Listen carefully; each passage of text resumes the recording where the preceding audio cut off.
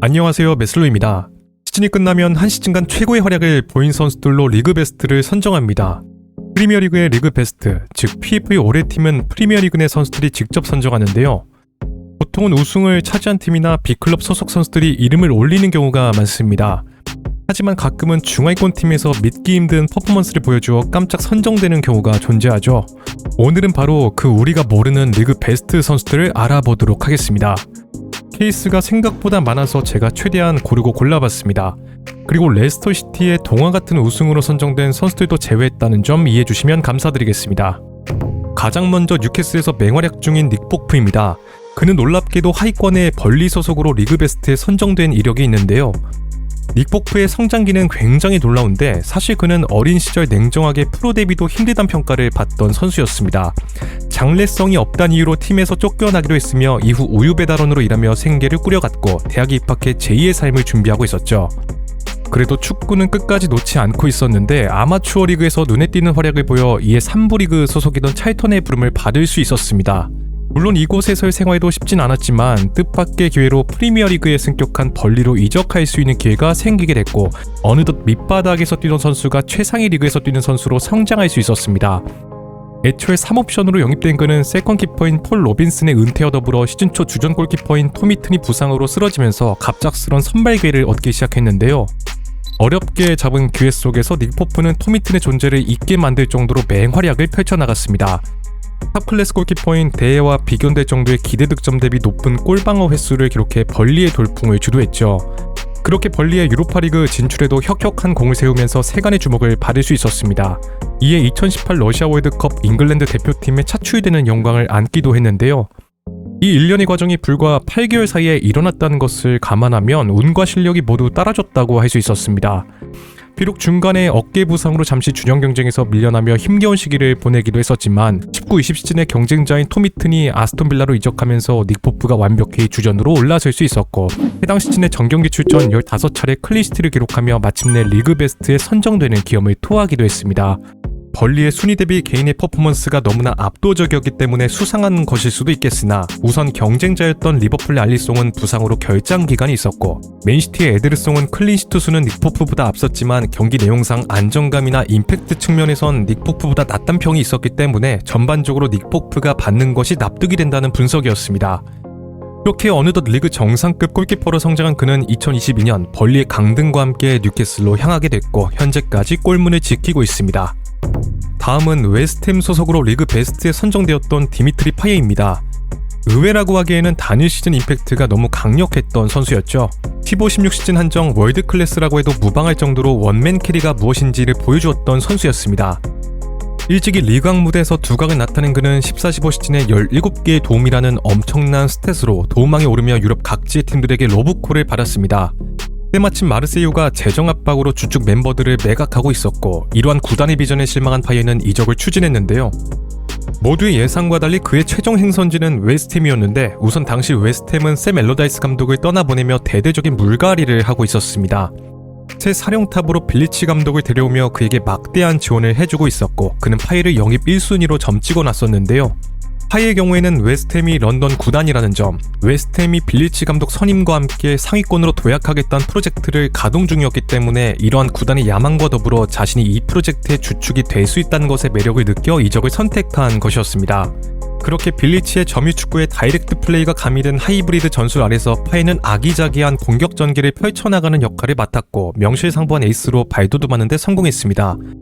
누가 봐도 현재 웨스트햄의 에이스는 파예다 라고 할 수 있을 정도로 임팩트 있는 장면을 무수히 남겼죠. 그가 15-16 시즌 리그에서 기록한 스탯은 9골 12도움. 이처럼 파예의 GR에 돌풍을 일으킨 웨스트햄은 리그 최종 7위로 시즌을 마감할 수 있었습니다. 그렇게 모두의 예상처럼 리그 베스트에 선정되었는데요. 그의 활약은 유로 2016 대회에서도 이어졌는데 프랑스의 결승 진출에 지리한 공헌을 했고 유로스타로 떠오르며 레알을 비롯한 유럽 B클럽들의 많은 관심을 받기도 했습니다. 무수한 이적설에도 불구하고 잔류를 택한 그는 얼마 안가 갑자기 향수병을 호소하며 프랑스로의 복귀를 추진했는데요. 폐업 논란 끝에 결국 웨스트햄과 사이가 틀어져 버리며 돌이킬 수 없는 사이가 되어버렸고 그는 마르세유로 이적했습니다. 다음은 포츠머스 소속으로 리그 베스트에 선정된 이력이 있는 글렌 존슨입니다. 그는 잉글랜드산 유망주들의 화수분이던 웨스트햄에서 데뷔에 성공했습니다. 이 무렵 웨스트햄이 배출한 유망주들의 퀄리티가 워낙에 대단했기 때문에 믿고 쓰는 외엠산이란 분위기 속에서 어린 나이에 데뷔한 글렌 존스 역시 큰 기대를 받을 수밖에 없었는데요. 하지만 웨스트햄이 2003년에 충격적인 강등을 당하게 됐고 재정적인 문제로 인해 선수들을 매각하는 상황에서 러시아 갑부 로만이 인수한 첼시가 접근했습니다. 당시 첼시의 라니에리 감독은 존슨이 가진 잠재성을 굉장히 높게 평가했습니다. 그렇게 그는 로만 체제 첼시의 첫 번째 영입생으로 큰 기대를 받으며 입성하게 되죠. 하지만 2004년에 무리뉴가 부임하면서 그의 입지가 흔들리기 시작했습니다. 무리뉴는 글렌 존슨의 수비력 문제를 지적하며 애제자인 파울루 페레이라를 영입해왔는데요. 그렇게 별다른 기회를 못 봤던 그는 출전 기회를 찾아 2006년 포츠머스로 임대 이적했습니다. 그리고 이 선택은 그의 커리어에서 신의 한 수로 작용하게 되죠.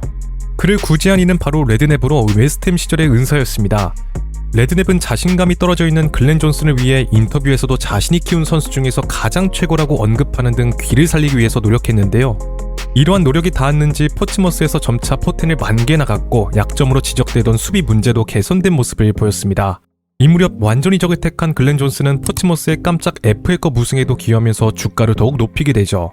잉글랜드 대표팀에서도 단연 독보적인 라이트백으로 성장했습니다. 또한 당시 리그 내에서 뚜렷한 경쟁자가 보이지 않던 시기라 그의 활약은 돋보일 수밖에 없었는데요. 이뿐만 아니라 원더골도 득점하고 윙어로 전진 배치되기도 하는 등 임팩트 있는 모습들도 많이 남기면서 그렇게 0809 시즌의 리그 베스트에 선정되는 영광을 안을 수 있었습니다. 그러나 그의 상승세와는 반대로 FA컵 우승 후 갑작스러운 재정난이 찾아온 팀의 성적은 고꾸라지고 있었죠. 이 무렵 그는 친정팀인 첼시와 리버풀로부터 러브콜을 받게 되는데 첼시에서 아픈 추억을 가지고 있던 터라 리버풀을 선택했습니다. 리버풀은 레알로 이적한 아르벨로와의 대치자이면서 동시에 중앙지향적인 축구에서 벗어나 폭넓은 축구를 하기 위해 오버래핑 능력이 뛰어난 그를 영입한 것이었는데요. 그리고 글렌 존슨은 이 시기부터 시작된 리버풀의 암흑기를 지탱해준 라이트백으로 자리매김했습니다. 다음은 메슬로의 최애 선수라고 말할 수 있는 리차드 던입니다. 맨시티가 석유 자본이 들어서기 이전 맨시티를 대표하는 수비수로 활약했는데요. 탄탄한 체격으로 상대를 박살내는 파이터형의 수비수로 4년간 시티 올해 선수에 선정되기도 하는 등 지대한 영향력을 미친 선수였습니다.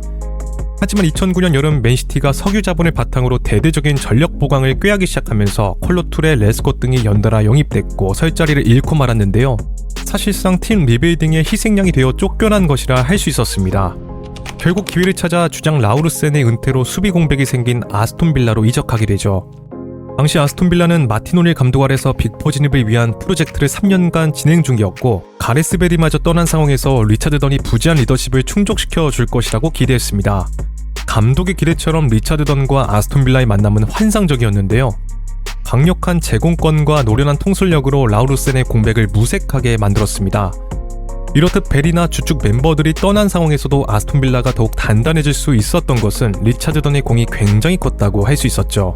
또한 맨시티 시절에 그렇게 터지지 않았던 득점이 이곳에 와서는 터지기 시작하면서 아스톤빌라의 고공행진에 기여했습니다. 비록 해당 시즌 아스톤빌라는 빅포 진입에는 실패했지만 39실점으로 첼시, 맨유 다음으로 높은 최소 실점을 기록하며 최상위권의 수비력을 자랑했는데요. 리차드 던의 경우에는 모든 수비 지표에서 상위권의 수치를 기록하며 010 시즌 리그 베스트에 선정될 수 있었습니다.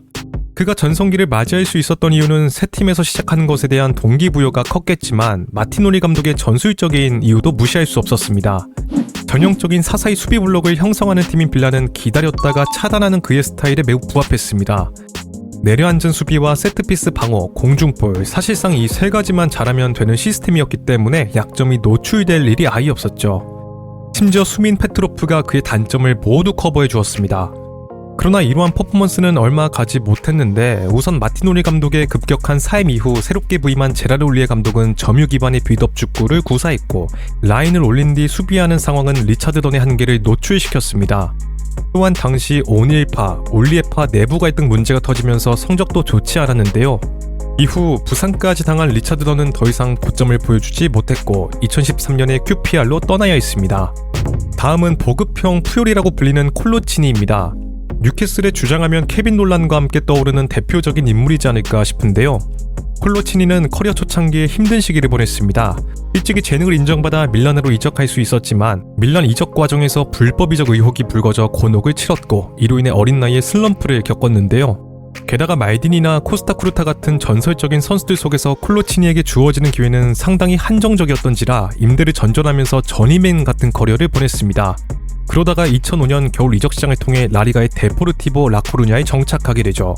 그런데 이곳에서 눈부신 활약을 보이면서 독일 월드컵에도 나서는 영광을 안을 수 있었고, 당시 재정난에 시달리기 시작한 데포르티보가 전력이 약화되는 상황 속에서 수비의 리더로서 실점을 최소화시키며 꾸준히 잔류를 이끌었습니다. 이 무렵 비슷한 외모를 가진 푸열과도 비교되기도 했죠.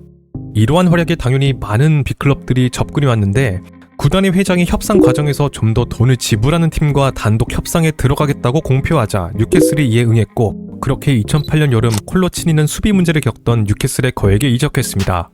당시 뉴캐슬은 3B로 대변되는 최악의 수비진이 거쳐간 상태로 콜로치니의 임무는 이들로 인해 무너진 수비 조직력을 끌어올리는 것이었습니다. 그러나 콜로치니는 프리미어리그의 템포에 적응하지 못하면서 부진에 빠져버렸고 뉴캐슬의 강등에 일조해 버렸는데요.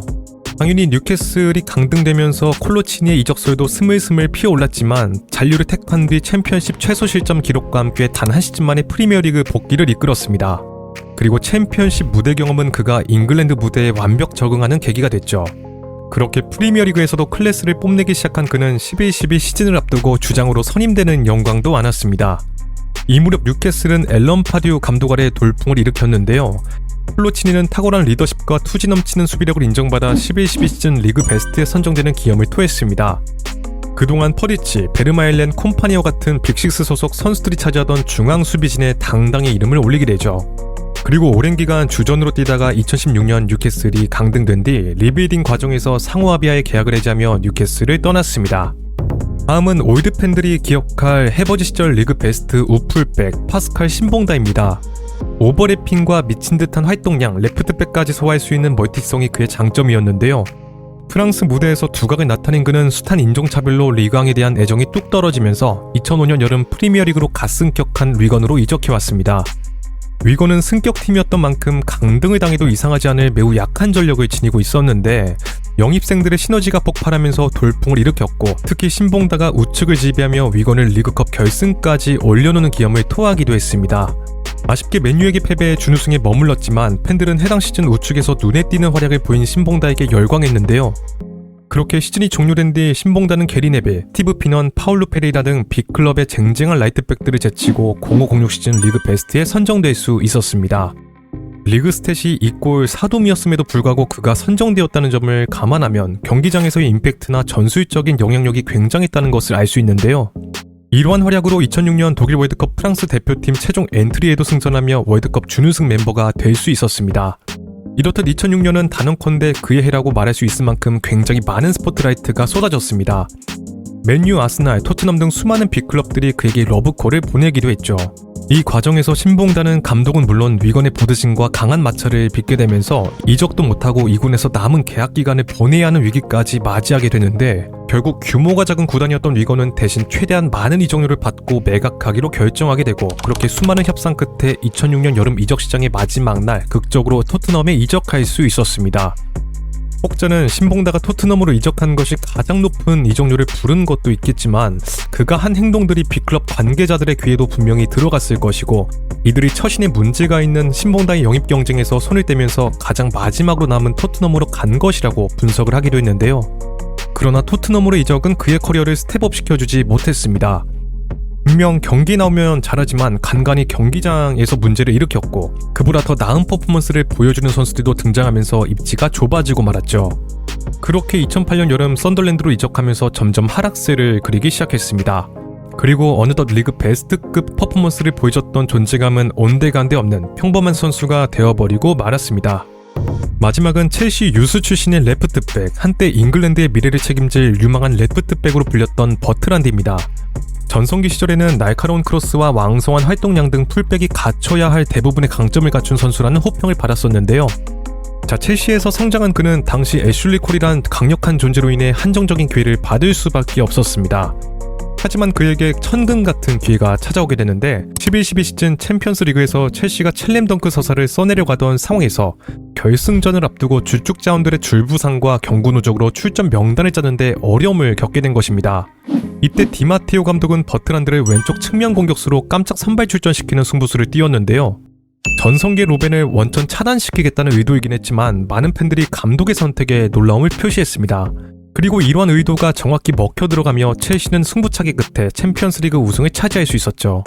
이렇듯 생각지 못한 출전으로 우승의 주역이 된 버트란드는 행복한 미래를 꿈꿨으나 이후 계속해서 입지가 공고한 애슐리 콜의 존재, 필리페 루이스까지 가세하면서 주전 경쟁에서 완전히 밀려나고 말았습니다. 그렇게 2014년 맨유로 이적한 루크쇼의 대치자를 구하던 사우스햄튼으로 임대 이적하게 되죠. 당시 소트는 지난 시즌 포치 아래 돌풍을 일으킨 주축 멤버들을 빅클럽들에게 빼앗긴 상황이었습니다. 그러나 쿠만 감독 아래 재건을 추진하고 있었고 쿠만은 우측의 클라인처럼 공수를 겸비한 견고한 풀백을 원했는데요. 이때 버트란드가 그의 눈에 들어온 것이었습니다. 그는 좌측에서 타리치와 삼각 패턴을 형성하며 빌드업과 전진 루트의 핵심적인 역할을 하기 시작했습니다. 그렇게 다시 한번 소튼의 돌풍에 일조했고 소튼의 리그 최소 실점 이외에 큰 역할을 했다는 평가를 받으면서 14-15 시즌 리그 베스트에 선정될 수 있었습니다. 당시 리그 우승을 거둔 첼시가 수비진을 거의 석권할 것으로 예상되었지만 해당 시즌 레프트백으로 출전하던 아스필리쿠에타보다 버트란드가 더 많은 출전 시간과 임팩트를 보여줬었고 오히려 그보다 더 강력한 경쟁자로는 베인스가 꼽혔지만 부상으로 인한 결장, 여러 지표적인 면에서 버트란드가 좀 더 높았기 때문에 그가 당당히 리그 베스트에 이름을 올린 것인데요. 이로써 소트는 2시즌 연속 리그 베스트 풀백을 배출한 팀으로 거듭날 수 있었습니다. 하지만 버트란드는 이후부터 부상 및 체력 문제로 커리어가 서서히 하향 곡선을 그려나갔고 팀을 레스터시티로 옮긴 뒤 2024년에 조용히 은퇴했습니다. 자, 이렇듯 리그 베스트는 단순히 인기 투표가 아니라 선수들이 서로의 경기력을 인정하며 뽑은 가장 현장감 있는 평가라고 생각합니다. 그리고 그 안에서 우리가 미처 주목하지 못했던 선수들이 역사의 한 줄을 차지했는데요. 혹시 여러분들이 생각하는 의외의 리그 베스트가 있으시다면 댓글로 공유해주시면 감사드리겠습니다. 네, 오늘의 이야기는 여기까지고요. 재밌게 보셨다면 좋아요와 구독을 부탁드리며 다음에는 더 재밌는 컨텐츠로 찾아뵙도록 하겠습니다. 감사합니다.